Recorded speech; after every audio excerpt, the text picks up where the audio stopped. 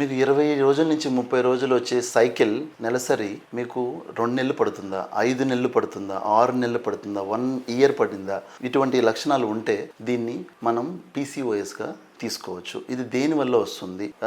మన unwanted habits like junk foods కానీ, cool drinks కానీ, ఎక్సర్సైజ్ ల్యాక్యునా కానీ, వీటన్నిటి వల్ల రావచ్చు. రీసెంట్గా నాకు 2 పేషెంట్స్ వచ్చారు. ఒకరు, ఆమె పేరు సౌజన్య.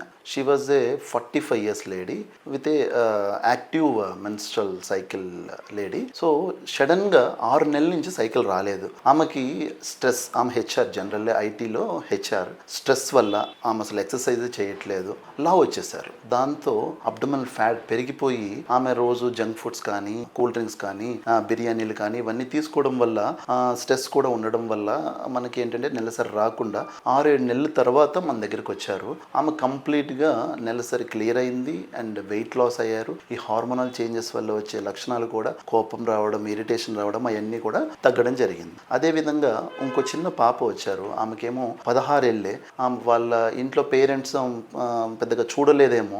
4 నెలలు అయింది మెన్సెస్ రాకపోవడం.